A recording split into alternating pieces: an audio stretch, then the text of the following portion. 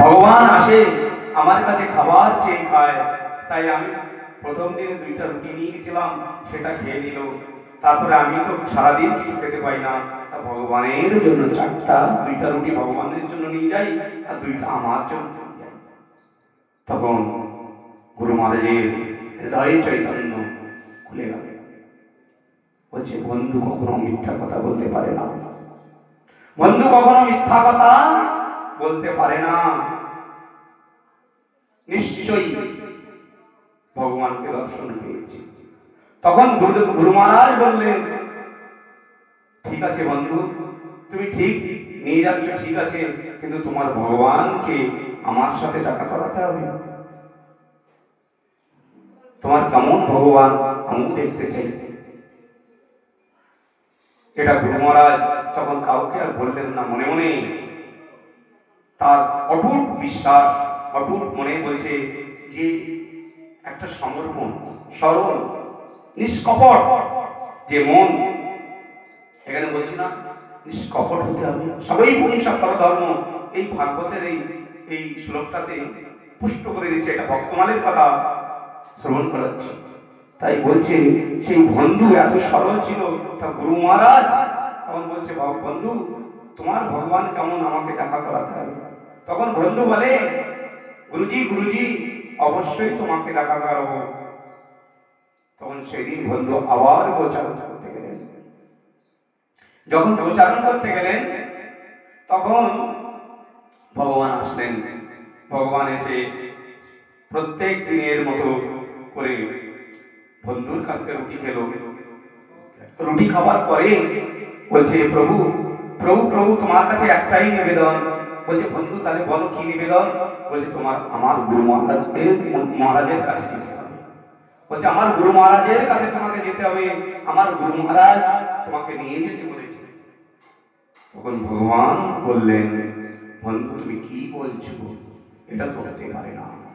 তোমার সাথে আমার বন্ধুত্ব, তোমার সাথে আমার ভালোবাসা, তোমার সাথে আমার প্রেম, এটা তো আর কাউকে আমি দিতে পারবো না, আর কারোর সাথে এমন করতে পারবো না।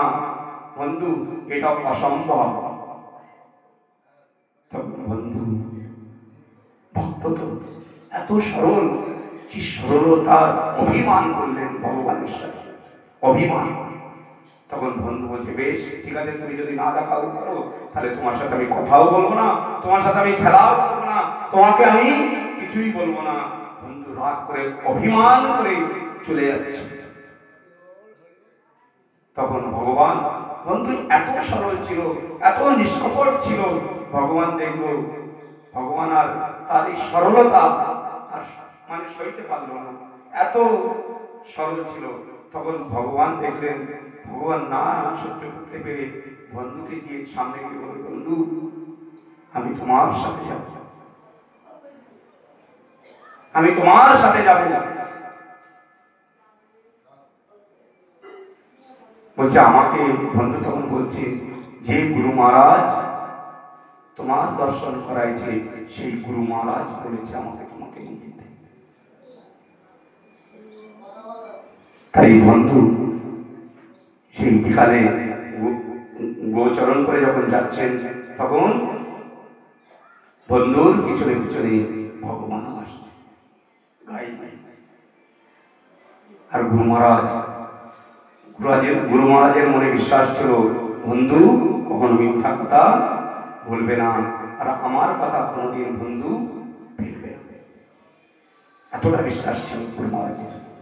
তখন গুরু মহারাজ সেই সময় অপেক্ষা করে আছেন যে কখন বন্ধু গোচরণ করে ঘুরে আসে, রাস্তার দিকে তাকাই আসে।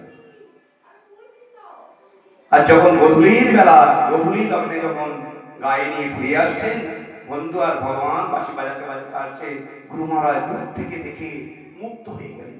আহা, কি ছবি দেখলাম। ভগবানের এসে পাশে যখন ভগবানকে দেখলেন গুরু মহারাজ, তখন গুরু মহারাজ ভগবানকে প্রণাম করলেন, সেই বন্ধুকে আলিঙ্গন, জড়ায় ধরে আলিঙ্গন করলেন। কে বন্ধু, তোমার মতো শিষ্য পেয়ে আমি ধন্য হয়ে গেছি, তোমার মতো নিষ্কপট সরল শিষ্য পেয়ে আমি ভগবানকে লাভ করেছি। তাই বলছে অহৈতুক্য প্রতিহতা, বলছে নিষ্কাম ভক্তি করতে হবে, নিষ্কাম ভক্তি করতে হবে। বলছে নিষ্কাম ভক্তি, বলছে নিষ্কপট হতে হবে, বলছে নিষ্কপট হলে হবে না, বলছে সরল হতে হবে। অহৈতুক্য প্রতিহতা,